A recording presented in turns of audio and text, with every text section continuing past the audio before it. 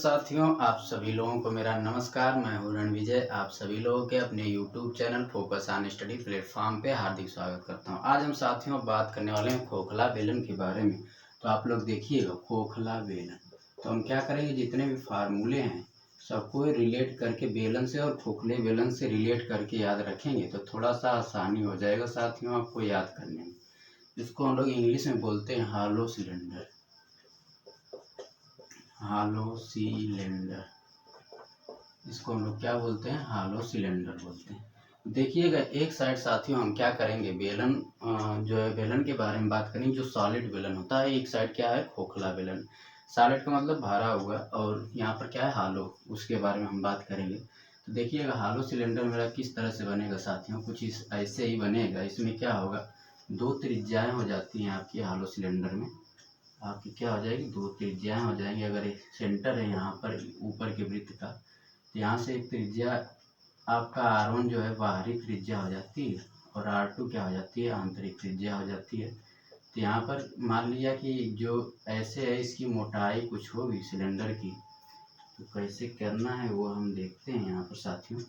ये आपका क्या हो गया, इसको अगर हम मिला दिए यहाँ से यहाँ तक, तो एक अंदर से एक हो गया और एक क्या हो गया, बाहर से हो गया। तो ये आपका क्या हो गया, ये जो वक्र पृष्ठ की मोटाई हो गई, यहाँ पर ये चीज़ मोटाई आपकी, जो इसमें जितने भी पदार्थ लगे होते हैं उसकी मोटाई हमें क्या करेगी, बताएगी। ये आपका क्या हो जाता है साथियों, हॉलो सिलेंडर हो जाता है। और यहाँ पर आंतरिक त्रिज्या, यहाँ पर ये आपका क्या हो जाएगा, ये चीज़ आपका यहाँ से देखिएगा, यही क्या हो जाएगा, इसमें लगे पदार्थ की मोटाई हो जाती है। यहाँ पर क्या ये मिल जाएगा आपको, यहाँ से ये लगे पदार्थ की मोटाई आपको इसी तरह से यहाँ भी मोटाई होगा, यहाँ भी मोटाई होगा। तो ये आपका क्या हो गया, यहाँ पर इसमें दो त्रिज्याएं बस साथियों होती है। एक होता है आपका आंतरिक त्रिज्या, एक होता है बाह्य त्रिज्या। तो बाह्य त्रिज्या का मतलब क्या हो गया कि ये जो ऊपर वाले वृत्त है, जो ऊपर वाले वृत्त से बाहर की पूरी त्रिज्या को हम लोग क्या बोलते हैं, बाह्य त्रिज्या बोलते हैं। और इसको हम थोड़ा सा इरेज कर रहे हैं यहाँ पर। तो यहाँ पर पूरा यहाँ से लेके यहाँ तक आपका क्या हो गया, R1, इसको हम लोग क्या कह रहे हैं, बाह्य त्रिज्या कह रहे हैं। और आंतरिक त्रिज्या यहाँ से लेकर के बस अंदर वाली त्रिज्या को हमने क्या कर दिया, R2 कह दिया। थोड़ा सा उसमें आप लोगों को दिख नहीं रहा होगा, मैं थोड़ा सा छोटा फिगर बनाया, लेकिन आप लोग समझिएगा, R1 है, R2 है, दिख रहा है बढ़िया। तो यहाँ पर और इसकी ऊंचाई साथियों क्या है, h है। और बहुत ही आसान भी होता है हॉलो सिलेंडर, आप लोग थोड़ा सा बस समझने की कोशिश करिएगा। यहाँ पर क्या है, इसकी यहाँ से यहाँ तक की क्या है, इसकी ऊंचाई है। तो आप लोग देखिएगा हॉलो सिलेंडर और जो है कि सिलेंडर में क्या अंतर होता है। तो एक साइड हम हॉलो सिलेंडर बेलन लिखेंगे, बेलन के फार्मूले लिखेंगे, एक साइड क्या लिखेंगे, हॉलो सिलेंडर के फार्मूले लिखेंगे। देखिएगा, सॉरी, मतलब सिलेंडर और हॉलो सिलेंडर के, बेलन और खोखला बेलन। तो एक साइड हम बेलन लिख रहे हैं और दूसरे साइड क्या लिख रहे हैं, खोखला बेलन। ऐसे याद करने में थोड़ा सा आपको सुविधा हो जाएगा, खोखला बेलन। तो इसमें आपका क्या हो जाता है, बेलन का मैंने साथियों बताया था, बेलन के वक्र पृष्ठ का मैंने क्षेत्रफल बताया था। वक्र पृष्ठ क्या होता है, ये वाले एरियाज को आपको क्या बोलते हैं, वक्र पृष्ठ का क्षेत्रफल। उसमें आप क्या करते हैं, ऊपर वाले सरफेस और नीचे वाले सरफेस की एरिया को नहीं लेते हैं, केवल ये वाला भाग लेते हैं। यही क्या हो जाता है साथियों, आपका वक्र पृष्ठ का क्षेत्रफल हो जाता है। तो बेलन का वक्र पृष्ठ मतलब कर्व सरफेस एरिया हमने क्या बताया था, 2πr/h। तो यहाँ पर लिखिएगा, बेलन का वक्र पृष्ठ क्या होता है, वक्र पृष्ठ बराबर क्या होता है साथियों, 2πr/h। और यहाँ पर जो है बेलन का संपूर्ण पृष्ठ क्या होता है साथियों, बेलन का संपूर्ण पृष्ठ, जो बेलन का संपूर्ण पृष्ठ होता है साथियों, वो क्या होता है, वक्र पृष्ठ का क्षेत्रफल तो रहेगा ही रहेगा, साथ में दोनों आधारों का क्षेत्रफल जुड़ जाता है। तो क्या हो जाएगा, 2πr/h प्लस क्या हो जाएगा, 2πr²। आधार क्या है इसके, सर्किल होते हैं, तो 2πr² हो जाता है। तो यहाँ से 2πr साथियों कॉमन ले लेंगे आप, तो क्या बच जाएगा, h + r बच जाएगा। उसके बाद क्या होता है, बेलन का आयतन हमने बताया, ये आपका क्या है, हेडलाइन है। लास्ट वाला क्या है, बेलन का आयतन। बेलन का आयतन, आयतन क्या होता है साथियों, मैंने बताया था πr² और h होता है। ये मेरा क्या होता है, बेलन का आयतन। सेम ये इसी पैटर्न पर थोड़ा सा आप लोगों को समझना होगा। थोड़ा सा इससे रिलेट करके आप लोग याद रखेंगे तो चीज़ें बहुत ही आसान साथियों हो जाती है। तो देखिए खोखला बेलन का वक्र पृष्ठ क्या होगा, खोखला बेलन का वक्र पृष्ठ मोस्ट इम्पॉर्टेंट होता है आपका खोखला बेलन, एग्जाम में जरूर पूछता है। तो यहाँ पर जहाँ जहाँ आर आपको दिख रहा है वहाँ पर आप क्या करेंगे, R1 + R2 करेंगे। कुछ चीज़ें जहाँ R स्क्वायर है वहाँ पर वर्गांतर कर देते हैं त्रिज्याओं का, तो यही आप ट्रिक रख के बस इससे याद रखिएगा। तो जहाँ जहाँ R है वहाँ पर क्या करेंगे, R1 + R2 कर देंगे। तो 2 पाई R1 + R2 इंटू क्या हो जाएगा, H हो जाएगा। और कुछ और चीज़ें इसमें बदलाव थोड़ा सा होता है तो आप लोग थोड़ा सा देखिएगा। और यहाँ पर दूसरे वाले में क्या हो जाएगा, बेलन का संपूर्ण, यहाँ पर क्या हो जाएगा साथियों, खोखला बेलन का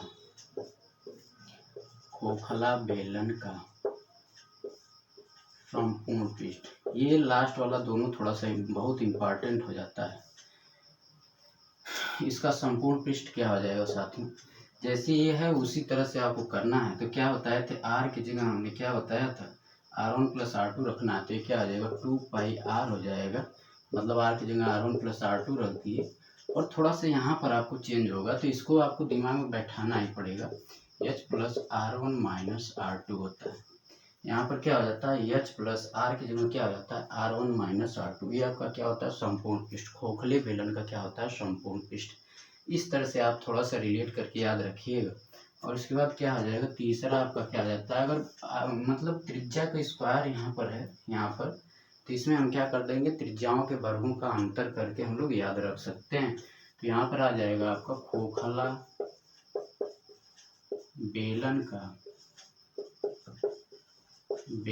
का आयतन आपका क्या हो जाएगा, आयतन साथियों आपका हो जाएगा पाई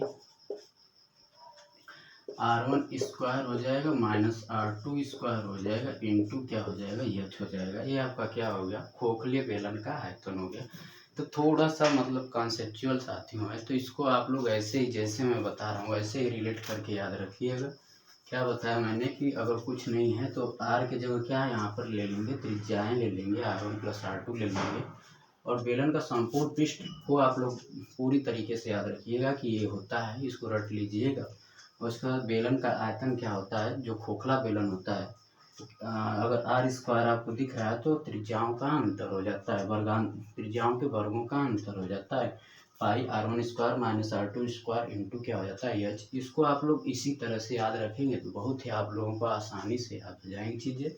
अब हम लेकर चलते हैं क्वेश्चन में। क्वेश्चन बहुत आसान होता है, बस आपको सोचने की थोड़ी सी समझ होनी चाहिए क्वेश्चन में। जैसे यहाँ पर आपका क्या है, R1 है तो R1 को आप लोग लिख लीजिएगा। R1 बराबर क्या है, Y त्रिज्या है, Y त्रिज्या। और R2 बराबर क्या है, आंतरिक त्रिज्या,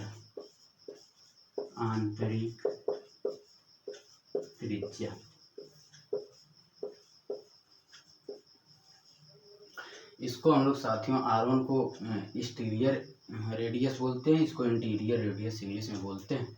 तो आज जो है कि हमने खोखला बेलन के बारे में बताया और इसका फार्मूला बताया। फिर अब हम क्वेश्चन पे साथियों चलते हैं, आइएगा देखिएगा। इसका आप लोग स्क्रीनशॉट लीजिए और बहुत ही आसानी से आप लोग इसको याद भी रख सकते हैं। तो देखिएगा इस पर क्वेश्चन किस तरह से बनता है साथियों।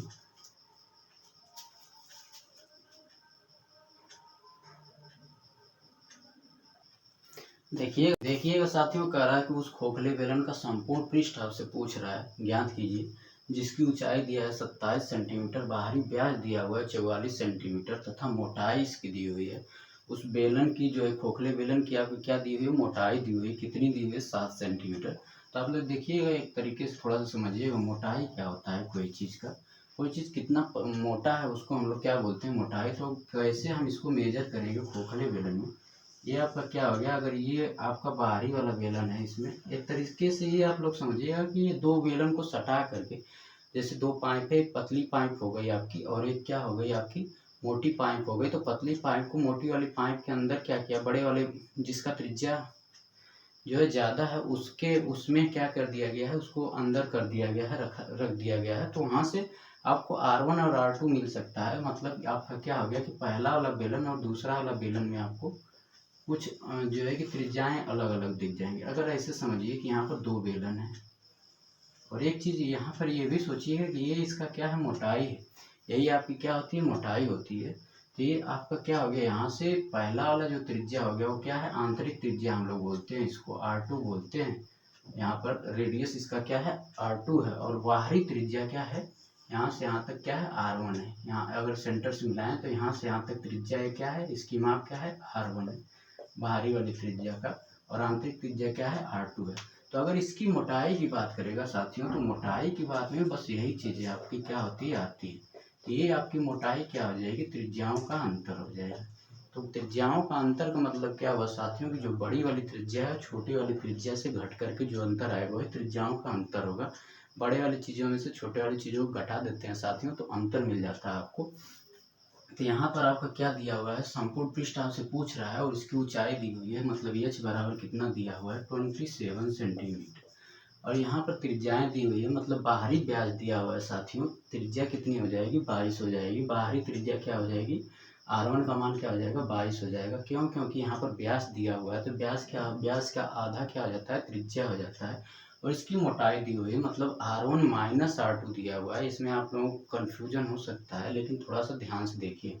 तो जो जो चीज़ें दी है उसी को हम क्या कर लेंगे, फार्मूले में कन्वर्ट कर रहे हैं। तो देखिएगा आपका सॉल्यूशन क्या है। यहाँ पर दिया हुआ है ऊंचाई h बराबर 27 सेंटीमीटर दिया हुआ है, सॉरी। और यहाँ पर क्या दिया है, आपका बाहरी व्यास दिया है। इसका मतलब क्या हो जाएगा, बाहरी त्रिज्या क्या हो जाएगी, यहाँ पर 44/2 बराबर 22 सेंटीमीटर। यह आपकी क्या होगी साथियों, बाहरी त्रिज्या। R1 को हम लोग क्या कहें हैं, वाह त्रिज्या बोले हैं, वाह त्रिज्या। और साथियों यहाँ पर क्या दिया हुआ है, इसकी मोटाई दी हुई है। इस जो बेलन है उसकी मोटाई दी हुई है। मोटाई का मतलब ये सेंस में आप समझिए कि जो उसमें मात्रा लगी हुई है, जो किसी चीज़ से बना हुआ है। जैसे आपका एक कोई चादर है, चादर इतना मोटा है, उसको मोड़ करके आपने क्या बना दिया, बेलन बना दिया। तो चादर का यहाँ पर एक तो सेंटर से मिलाएंगे अंदर वाली त्रिज्या हो जाएगी, एक क्या हो जाएगी, सेंटर से मिलाएंगे तो जो जितनी मोटाई ले करके त्रिज्या होगी वो आपकी क्या हो जाएगी, R1 हो जाएगी। बड़ी वाली त्रिज्या को R1 कर दिया वाई त्रिज्या, और छोटी वाली त्रिज्या को हमने क्या कर दिया, R2 कर दिया। तो यहाँ पर उसी की मोटाई दी हुई, मतलब क्या दिया हुआ है, बाहरी वाली त्रिज्या और जो अंदर वाली त्रिज्या का अंतर दिया हुआ है साथियों, वो कितना दिया हुआ है, 7 सेंटीमीटर। तो यहाँ पर क्या दिया है, R1 minus R2 is equal to क्या दिया है, 7 सेंटीमीटर। तो आपसे पूछ क्या रहा है साथियों, आपसे पूछ रहा है कि बेलन का संपूर्ण पृष्ठ क्या होगा, और बेलन कौन सा है, आपका खोखला बेलन है। तो संपूर्ण पृष्ठ का बस फार्मूला लगा दीजिए। संपूर्ण पृष्ठ कौन सा संपूर्ण पृष्ठ है, खोखला बेलन, खोखला बेलन का संपूर्ण पृष्ठ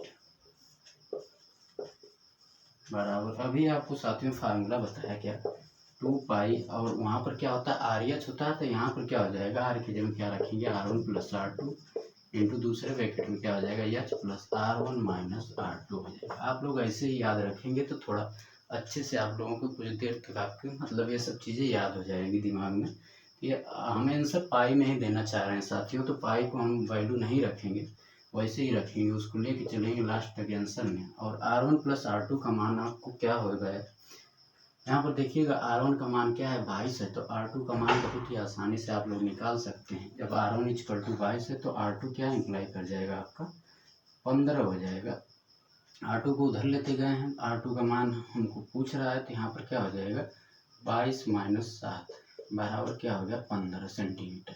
तो R2 का मान यहाँ पर क्या हो गया साथियों, सॉरी, R2 का मान क्या हो गया, 15, और R1 का मान क्या है, 22 है। तो दोनों को जोड़ देंगे तो R1 22 है, R2 15 है, और इस बेलन की ऊंचाई क्या दी हुई है, 27 सेंटीमीटर। ये हो गया 27 प्लस, यहाँ पर R1 माइनस R2 का मान कितना है साथियों, 7। अब इसी को आप कैलकुलेट कर लेंगे साथियों, तो आपका आंसर मिल जाएगा। यह होगा क्या हो गया, 2 पाई, ये हो गया 5 2 7, ये हो गया 2 1 3, 37 गुणे क्या हो गया, 7 7 14 34 हो गया। आप इसी का गुणा कर लीजिए 2, ये इसका गुणा इसमें कर लीजिए, पाई में आंसर देना है तो इसका गुणा इसमें करिए, 214 हो गया और 2 3 6 6 1 7 हो गया। 74 गुणे 34 इंटू पाई हो गया। अब 74 में 34 का गुणा करके लिख लीजिएगा, जो आएगा वही आपका फाइनल आंसर हो जाएगा। तो ये हो गया 4 चौके 16, 4 सत्ते 28, 28 एक 29, 3 चौके 12 और 3 सत्ते 21, 21 एक 22, 6 9 2 11, 2 2 4 1 5, 2 25 से 16 पाई सेंटीमीटर स्क्वायर आ जाएगा। इसका आंसर जो है 2516 2516 पाई सेंटीमीटर स्क्वायर में होगा। वक्र पृष्ठ का क्या है क्षेत्रफल पूछ रहा है साथियों, तो क्या हो जाएगा 2516 पाई सेंटीमीटर स्क्वायर हो जाएगा। यही आपका साथियों क्या है आंसर है।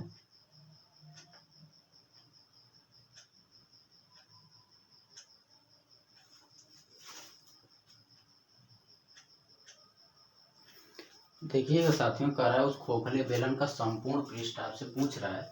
सेम सवाल है, बस थोड़ा सा मैंने रिपीटेशन के लिए डाल दिया कि आपका थोड़ा सा कॉन्सेप्ट बन जाए। और यहाँ पर क्या दिया है, जिसका बाहरी व्यास दिया हुआ है कितना 14 सेंटीमीटर, तो बाहरी त्रिज्या आपको मिल जाएगी कितना 7 सेंटीमीटर, और इसकी मोटाई दी हुई है कितना 2 सेंटीमीटर। मतलब क्या है कि बाहरी त्रिज्या और आंतरिक त्रिज्या का अंतर कितना दिया है 2 सेंटीमीटर, और इसकी ऊंचाई क्या है 20 सेंटीमीटर। जो जो चीज़ें यहाँ पर दी हैं साथियों हम लिख लेंगे। तो क्या दिया है, बाहरी व्यास दिया हुआ है मतलब R1 निकाल सकते हैं कितना होगा 14/2 बराबर क्या हो गया 7 सेंटीमीटर। ये आपकी क्या है, एक बाहरी त्रिज्या मिल गई यहाँ से, ये बराबर किसके है बाहरी त्रिज्या के, ठीक। और यहाँ पर इसकी मोटाई दी हुई है साथियों, तो मोटाई क्या होगा R1 - R2। मैंने बताया था अभी पिछले क्वेश्चन में इस तरह से सवाल बताया था। तो R1 - R2 का मान कितना दिया हुआ है 2 सेंटीमीटर दिया है, 2 सेंटीमीटर। और क्या दिया है इसकी ऊंचाई h बराबर कितना दिया हुआ है 20 सेंटीमीटर। और संपूर्ण पृष्ठ पूछ रहा है, तो आप संपूर्ण पृष्ठ का साथियों क्या कर लीजिए फार्मूला लगा लीजिए। तो खोखले बेलन का संपूर्ण पृष्ठ, खोखले बेलन का संपूर्ण पृष्ठ मैंने क्या बताया था, खोखले बेलन का संपूर्ण पृष्ठ साथियों 2 पाई R1 + R2 ब्रैकेट में h + R1 - R2 होता है। तो क्या हो जाएगा 2 पाई, R की जगह क्या हो गया R1 + R2, फिर दूसरा ब्रैकेट में h + R1 - साथियों R2 हो गया। ये आपका क्या होता है संपूर्ण पृष्ठ का क्षेत्रफल होता है। 2 हम आंसर पाई में ही देना चाह रहे हैं, तो 2 पाई हो गया। और R1 + R2 का आपको मान पूछ रहा है, यहाँ पर ज्ञात करना होगा। देखिए R1 कितना है 7 है, और R1 - R2 कितना है 2 है। तो यहाँ से आप क्या कर सकते हैं, यहाँ से R2 का मान निकाल सकते हैं। कितना होगा R2 का मान 5 होगा। ये कैसे हो रहा है देखिएगा, यहाँ पर क्या है साथियों R1 - R2 बराबर क्या है 2 है, मतलब त्रिज्याओं का अंतर क्या है 2 है। बाहरी त्रिज्या और इसकी मोटाई, मतलब बाहरी त्रिज्या और आंतरिक त्रिज्या का अंतर 2 है। और यहाँ पर R1 का मान कितना दिया हुआ है 7 दिया हुआ है। तो 7 - R2 = क्या हो गया 2। तो -R2 क्या हो जाएगा 2 - 7, 7 उधर चला जाएगा। तो -R2 क्या हो गया -5। तो R2 माइनस से माइनस कट जाएगा, तो R2 क्या हो गया 5 हो गया। तो वही चीज़ यहाँ पर हम साथ में लिख रहे हैं। तो R1 + R2 का मान क्या आ जाएगा, R1 का मान 7 और R2 का मान कितना आ गया 5 आ गया। 7 + 5 हो गया। और h का कितना मान है 20 है, प्लस R1 - R2। अगर आपको यहाँ से भी चाहें तो R1 - R2 2 सेंटीमीटर डायरेक्ट लिख सकते हैं, चाहे तो आप क्या लिखेंगे 7 - 5 लिख देंगे, तब भी वो 2 ही सेंटीमीटर आएगा। तो मैं डायरेक्ट लिख रहा हूँ R1 - R2 का मान। तो ये हो गया 2 पाई, हम आंसर पाई में ही देना चाह रहे हैं। 7 5 12 हो गया साथियों, और ये क्या हो गया 22 हो गया। या आप गुणा करेंगे 2 का इसमें, तो हो जाएगा 44। अब 44 पाई गुणे 22, इसका आप लोग गुणा कर लीजिएगा, तो ये क्या हो जाएगा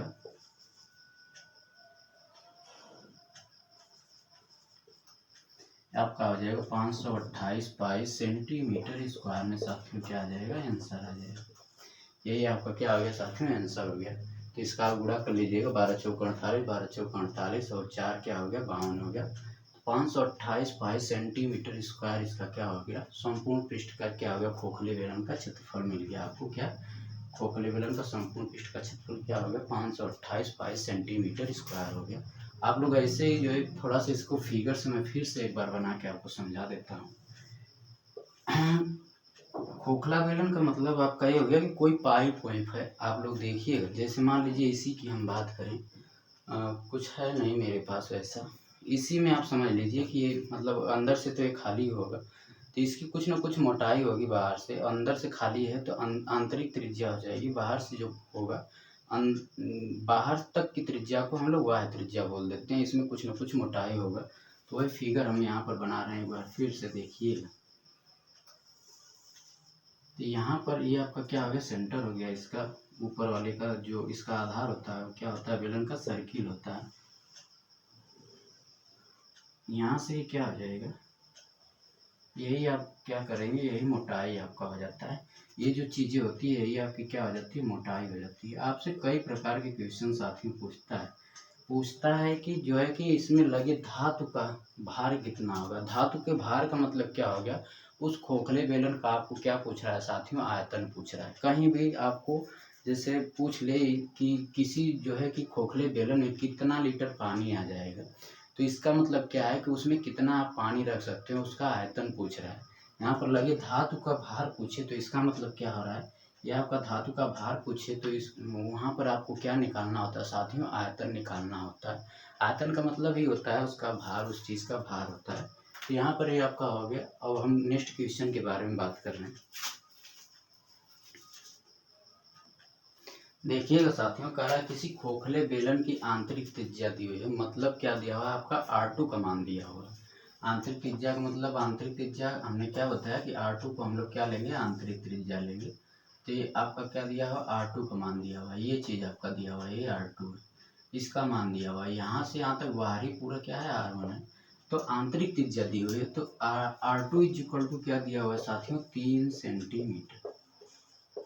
फिर इसकी मोटाई दी हुई है, मोटाई का मतलब क्या हो गया, त्रिज्याओं का अंतर। तो बड़ी वाली त्रिज्या कौन है, R1 बड़ी है, वो वाह्य त्रिज्या तो बड़ी होगी, जाहिर सी बात है। तो R1 माइनस R2 का मान कितना दिया हुआ है, 1 सेंटीमीटर दिया है।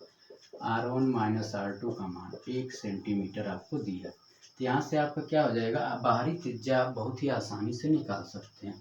तो R1 इज इक्वल टू क्या हो जाएगा, 1 प्लस R2, और R2 का मान कितना दिया हुआ है, 3। तो 1 प्लस 3 इज इक्वल टू क्या होगा, 4 सेंटीमीटर होगा। आपसे पूछ क्या रहा है यहाँ पर साथियों, और ऊंचाई दिया हुआ है, यह इज इक्वल टू क्या, 6 सेंटीमीटर, ये आपको दिया हुआ है। तो पूछ रहा है आपका आयतन। अभी मैंने आयतन का फार्मूला क्या लिखाया था, खोखले बेलन का आयतन, खोखले बेलन का आयतन हमने बताया था, क्या बताया था साथियों, पाई। बेलन में आयतन, बेलन का आयतन क्या होता है, पाई R स्क्वायर H होता है। लेकिन खोखले में क्या हो जाएगा, R की जगह क्या हो जाता है, त्रिज्याओं के वर्गों का अंतर हो जाता है।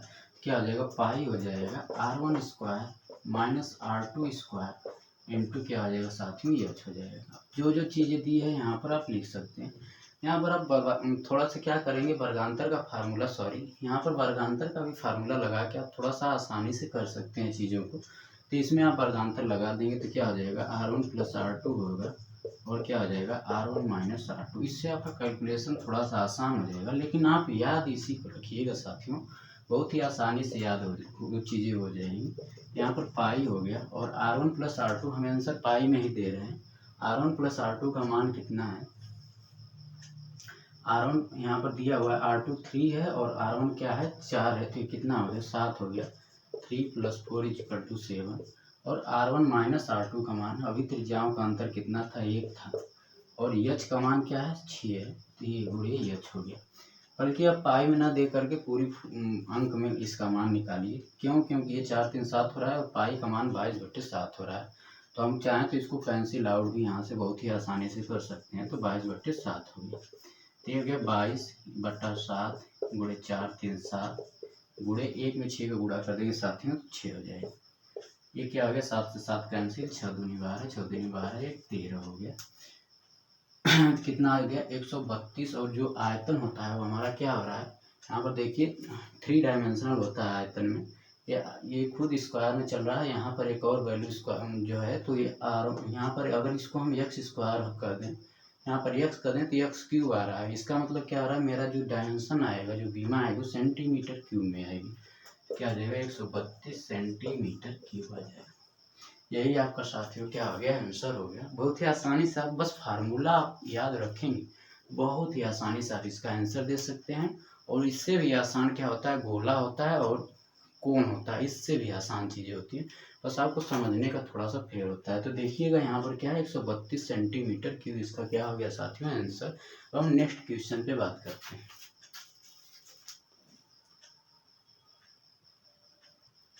देखिएगा साथियों, कह रहा है कि पीतल की एक बेलनाकार कोई खोखली नली है, वो 21 सेंटीमीटर क्या है साथियों, लंबी है। यहाँ पर दिया हुआ उसकी लंबाई मतलब क्या दिया हो, एच बराबर दिया है 21 सेंटीमीटर। इसके वाह व्यास दिया और अंत व्यास दिया, तो वाह त्रिज्या और अंत त्रिज्या आपको मिल जाएगी। नली को बनाने में लगे पीतल का भार, जो पीतल है, पीतल कितना भारी है, उसी को हम लोग क्या बोलते हैं, उसका आयतन ज्ञात करें। तो यहाँ से आप बहुत ही आसानी से निकाल सकते हैं, बल्कि आप इसको हटा ही दीजिए, पीतल का आयतन ज्ञात करना है आपको। तो यहाँ पर देखिएगा क्या है, यहाँ पर सब चीज़ दिया है। एच का मान कितना दिया है, 21 सेंटीमीटर दिया हुआ है। और आंतरिक त्रिज्या वाह त्रिज्या आप निकाल सकते हैं जब व्यास दिया है। तो वाह त्रिज्या कितना है, R1 इक्वल टू क्या हो जाएगा, 10/2 बराबर 5 सेंटीमीटर। और आंतरिक त्रिज्या को हम R2 से डिनोट किए हैं, तो R2 इक्वल टू 6/2 बराबर 3 सेंटीमीटर हो गया। यहाँ की क्या हो गई, आंतरिक त्रिज्या हो गई। कारण मतलब आयतन इसका ज्ञात करना है। तो आप यहाँ पर क्या है, खोखली नली है, यहाँ पर कह रहा है क्वेश्चन में क्या साथियों की, खोखली क्या है, नली है। इसका मतलब खोखला बेलन पर हमारा एक क्वेश्चन है। तो खोखले बेलन का आयतन, खोखले बेलन का आयतन बराबर, मैंने आपको क्या फार्मूला लिखा है साथियों, पाई R1 square minus R2 square into क्या हो गया, एच हो गया। पाई का मान क्या है, 22/7, यहाँ पर 22/7 रख दीजिए। और R1 और R2 यहाँ पर कितना है, एक है 5 है, एक क्या है 3 है, तो हम डायरेक्ट भी रख दे रहे हैं। तो हो गया 25 माइनस क्या हो जाएगा 9, दोनों का स्क्वायर करके अंतर कर दिया, इंटू क्या हो गया साथियों, एच का मान क्या है 21।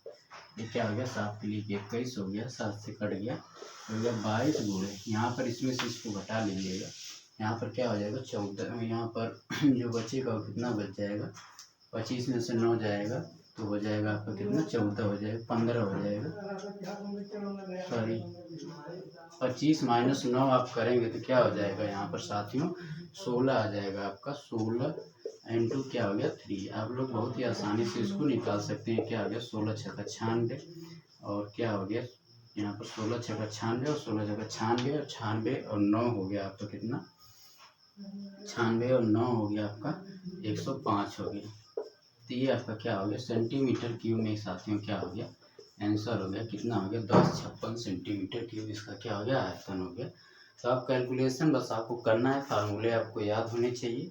और हम साथियों बात कर रहे हैं, बहुत ही इंपॉर्टेंट क्वेश्चन है, जो पूछता है कभी कभार कि बेलन में कोई हम टुकड़ा रख दे रहे हैं, घन का टुकड़ा रख दे रहे हैं, या कोई जो है कि गोले का टुकड़ा रख दे रहे हैं, और उसका ऊंचाई जो है कि पानी अगर उसमें द्रव भरा हुआ है तो कितना ऊंचा जा रहा है, उसका ऊंचाई दे देता है। तो पूछता है कि जो अगर गोला डाल रहे हैं कोई, तो उसकी त्रिज्या पूछ सकता है, या अगर हम घन डाल रहे हैं तो घन की विमा की माप कितनी होगी, ये आपसे साथियों पूछता रहता है। इस तरह से क्वेश्चन बहुत इंपॉर्टेंट है।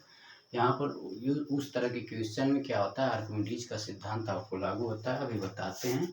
आइए वो क्वेश्चन लिखते हैं साथियों। देखिएगा साथियों बहुत ही इंपॉर्टेंट क्वेश्चन है। कहा किसी खोखले बेलन का व्यास दे दिया आपको क्या, 14 सेंटीमीटर। इसका मतलब क्या है कि इस खोखले बेलन की त्रिज्या आपको मिल जाएगी कितना, 7 सेंटीमीटर। फिर कह रहा है इसमें कुछ पानी है। अब इसमें लोहे का एक घनाकार पिंड डुबोया जाता है, यदि पानी की गहराई मतलब 8 से 9/14 सेंटीमीटर बढ़ जाती है तो घन के कोर की आपको लंबाई पूछ रहा है। इस तरह के क्वेश्चन साथियों, जैसे आप घर पे जो है कि प्रैक्टिकल कर लीजिएगा। जैसे आप कोई चीज़, आप बोतल में, कोई बोतल है उसमें आप पानी भरे हैं, तो अगर मान लीजिए कि आप इस तरह की गोला, एक आप गोला डाल रहे हैं, वहाँ पर तो घनाकार चीज़ें डाल रही थी, लेकिन अब हमारे पास तो बोतल है नहीं वैसा। तो आप देखिएगा, ये आप अगर उसमें उस बोतल में पानी अगर भरा है, थोड़ा सा खाली रखिएगा, पानी को पूरा नकानक मत भरिएगा पूरा फुल। तो जब इसको डालेंगे, अगर ये आपका क्या है गोला है, एक तरह से दिख रहा है आपको, तो ये आप जब डालेंगे उसमें उस बोतल में, तो पानी का ऊंचाई क्या होगा बढ़ेगा। और जो ऊंचाई बढ़ेगा वो क्या होता है, जो जितनी ऊंचाई बढ़ती है वो क्या होता है, मतलब जो बढ़ी हुई ऊंचाई होती है या बढ़ा हुआ आयतन होता है वो क्या होता है, सॉरी, जो बढ़ी हुई ऊंचाई होगी वो आयतन के साथ बढ़ेगा। तो जो आयतन होगा वो क्या होगा, इस गोले के आयतन के क्या होगा साथियों बराबर होगा। आर्किमिडीज का सिद्धांत यहाँ पर ये लागू हो जाता है। आर्किमिडीज साहब जैसे ये होता है कि अगर कोई द्रव भरा हुआ है किसी बर्तन में, तो उस आप कोई भी उसके स्थान पर उस द्रव में आप कोई भी चीज़ें अगर डाल रहे हैं उसमें, जैसे मान लीजिए आप टंकी में आप लोग छोटे पर नहाते होंगे, तो आप जाएंगे, अगर टंकी पूरा नकाना के एकदम भरी है, फुल भरी है, तो आप जाएंगे उसमें कूदेंगे, तो जो पानी बाहर की तरफ चारों तरफ से गिरता है वो पानी का भार क्या होता है, आपके भार के क्या होता है बराबर होता है। इसका मतलब क्या हो गया, आप अगर 70 केजी के हैं तो 70 केजी पानी आपका क्या हो जाएगा, टंकी से क्या हो जाएगा बाहर आ जाएगा, और 70 केजी पानी क्या हो जाएगा आपके भार के बराबर ही वो पानी आ जाएगा।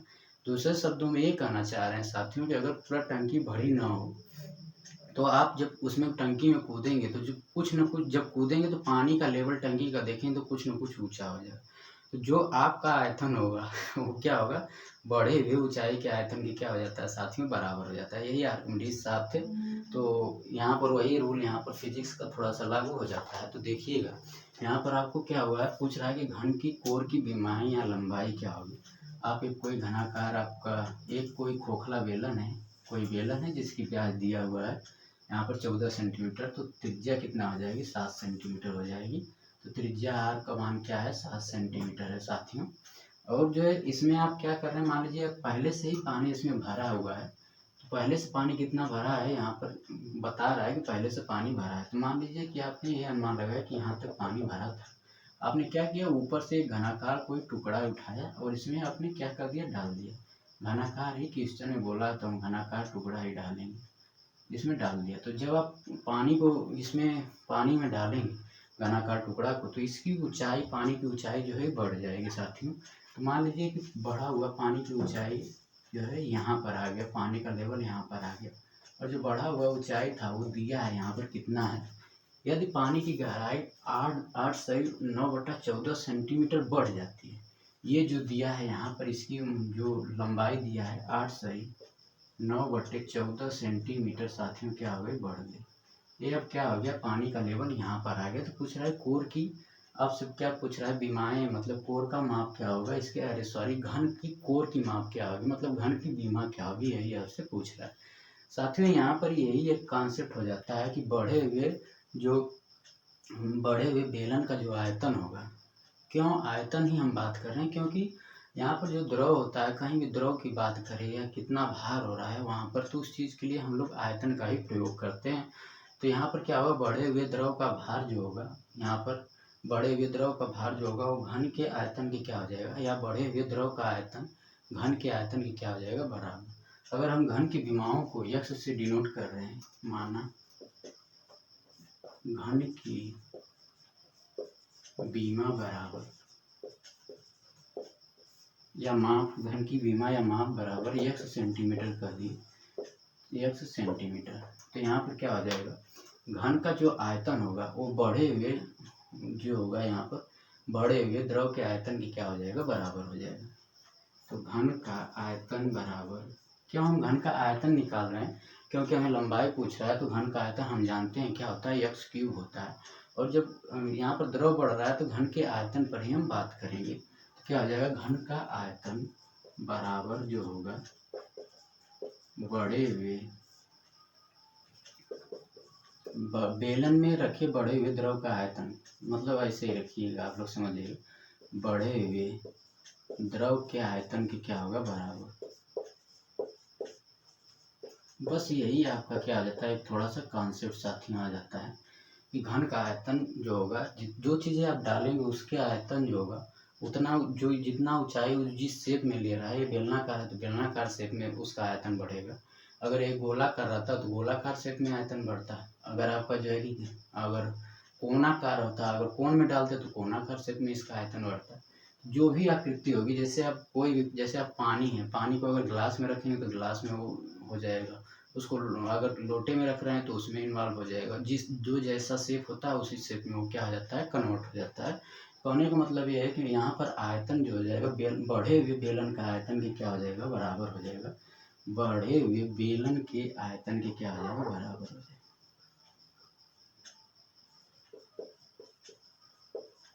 बेलन के आयतन, बेलन का ही तो आयतन बढ़ रहा है, कितना बढ़ रहा है, यहाँ पर ऊंचाई दिया है 8/9/14 के बराबर बढ़ रहा है। तो घन का आयतन क्या हो जाएगा साथियों, अगर घन की भुजा x है तो x क्यूब हो जाएगा। हमने बहुत ही अच्छे से घन और घनाभ बताया था पिछले वीडियोज में, आप लोग जरूर देखिएगा उसको। यहाँ पर बढ़े हुए द्रव का आयतन मतलब क्या होगा, बेलन के शेप में आप जा रहा है तो बेलन का यहाँ पर आयतन क्या हो जाएगा, πr², ये हो जाएगा पाई इंटू आर का मान साथियों एक बार लिख दे रहे हैं, πr² h हो जाएगा। और h क्या है, इतना बड़ा हुआ है, जितना बड़ा हुआ है वही आपका क्या होगा, h होगा। यही इतना ही तो बड़ा है, बस हमें इस यही आयतन हमें निकालना है। ये बड़ा हुआ आयतन कितना बढ़ रहा है, इसी के बराबर क्या होगा, घन के आयतन के बराबर होगा। तो यहाँ पर क्या हो गया, 22/7। आर का मान साथियों कितना मिला है, आर का मान 7 होगा, तो 7 × 7। और इसकी ऊंचाई कितनी बढ़ी है, 8/9/14 बढ़ा है। तो यहाँ पर क्या हो गया, गुणे 8/9/14 हो गया। 7 से 7 कैंसिल हो गया 7 × 14, 7 × 14 15 हो गया। और यहाँ पर इसको आप लोग गुणा कर लीजिए तो कितना हो जाएगा,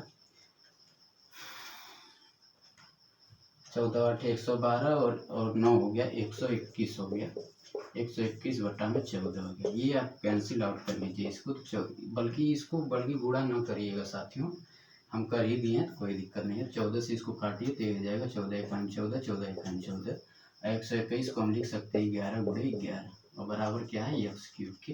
तो आपका x बराबर क्या हो जाएगा साथियों, x बराबर 11 सेंटीमीटर हो जाएगा। मतलब आप घन डाले हैं तो घन की विमा की माप कितनी होगी, 11 सेंटीमीटर हो गई साथियों। अगर उसी में मैं गोला डालता साथियों तो गोले के आयतन की क्या हो जाता बराबर। तो हम गोले का आयतन यहाँ पर निकालते हैं, अगर गोला डालते तो लिखते यहाँ पर गोले का आयतन बराबर बढ़े हुए बेलन के आयतन की क्या होगा बराबर। तो हम गोले के आयतन का फार्मूला लिखते क्या, 4/3 πr³। तो यहाँ से हम r निकालते साथियों। तो जो जैसा कहे रहेगा बस आप कॉन्सेप्ट सोचिएगा, कॉन्सेप्ट पर जाइएगा, जो जैसा क्वेश्चन में कहेगा वैसा आप लोग करिएगा। तो आज के लिए इतना ही है, एक बार हम फिर से इसका रिवाइज कर देते हैं। इस क्वेश्चन का आर्किमिडीज का सिद्धांत यहाँ पर लागू होता है।